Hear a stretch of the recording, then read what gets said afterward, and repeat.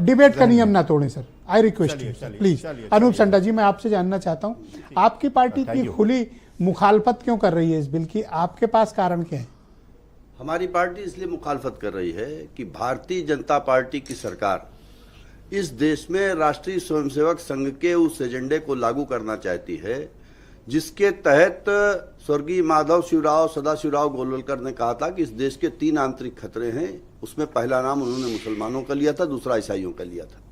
हमारा यह मानना है कि ये सरकार इस देश के मुसलमानों को जानबूझ करके नीचा दिखाना चाहती है, उद्वेलित करना चाहती है, उग्र करना चाहती है, उनके सब्र का इम्तहान ले रही है। इस सरकार को इस बात पर शर्म करनी चाहिए कि देश की 15% आबादी अगर अपनी सरकार के ऊपर चुनी हुई सरकार की नीयत पर विश्वास नहीं कर पा रही है तो उस सरकार को यह सोचना चाहिए कि हमारे तरीकों में कौन सी कमी रह गई। भाई, 2 हमारे पास लीडर हैं, देखिए अभी एक मौलाना साहब तो सपोर्ट कर रहे हैं। नहीं, वो अब उनके अपने विचार हो सकते हैं, लेकिन हमारा यह मानना है कि इस विचारधारा, कभी समीर सिंह जी ने कहा और इन्होंने कहा कि विपक्ष झूठ फैला रहा। हम तो ये कहना चाहते हैं कि इस देश में झूठ को साधिकार बोलने की जो ताकत भारतीय जनता पार्टी और संघ परिवार के लोगों में है वो किसी और विचारधारा में है ही नहीं। तो आप प्रेरणा क्यों नहीं वो लेते हैं? एक तरह नहीं, वो प्रेरणा, उनकी प्रेरणा कहीं और से आती है और अच्छी चीजें सीखी जा सकती, कोई बुराई नहीं। वो अच्छी चीज उनको लग सकती है झूठ बोलना, लेकिन हमें नहीं लगती। हम तो ये कहना चाहते हैं, झूठ देखिए संसदीय नहीं, असत्य बोलिए, असत्य सत्य से परे बोलिए। सत्य से परे बोल दे रहा हूं, सुधार देता हूं, सत्य से परे असत्य भाषण। अगर असत्य भाषण का कोई ओलंपिक हो तो इनको स्वर्ण पदक मिल जाएगा। लगता है कि मुसलमानों की जमीनें कब्जा हो जाएंगी या मुसलमानों के हक हुकूक मारे जाएंगे? मुझे उसके कारण बताइए। देखिए, उसका एक पहला सवाल ये है, एक उदाहरण आपको बताना चाहता हूं, याद दिलाना चाहता हूं। राम जन्मभूमि मंदिर ट्रस्ट बना, उस ट्रस्ट में डीएम उसका पदेन सदस्य है और उसमें यह लिखा गया कि अगर डीएम मुसलमान हुआ या गैर हिंदू हुआ तब एडीएम उसकी जगह पर पदेन सदस्य होगा।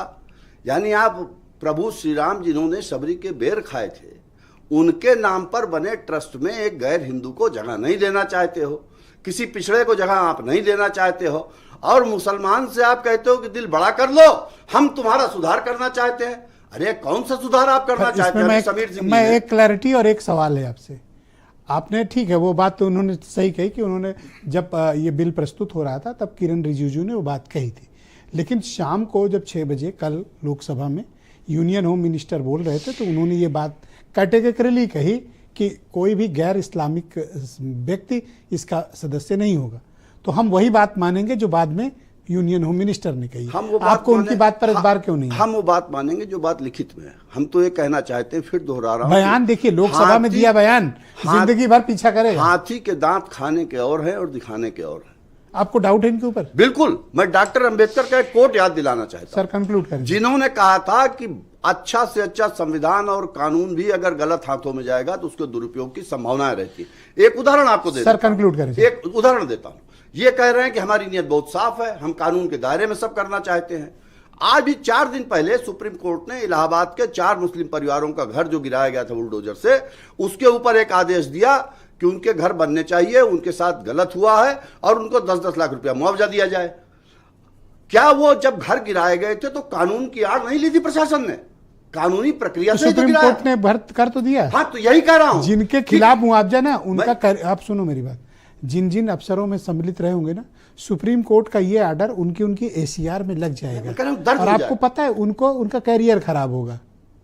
ब्रजेश भाई, ये उनका नुकसान है, हो तो गया। लेकिन उन 4 परिवारों की पीड़ा और ये पैसा जानते हो कहां जाएगा? ये सरकारी कोष से जाएगा। तो ये दंड की तरह वसूला भी उनसे जाएगा। व्यक्ति की पीड़ा भी तो समझिए, जिसका घर 24 घंटे की नोटिस पे गिरा दिया जाता है और कहा जाता है कि हम कानून के दायरे में काम कर रहे हैं। मैं उमाशंकर, हमारा मानना है कि सरकार कानून की बात करके आगे चल के मुसलमानों की हक तलफी करना चाहती है।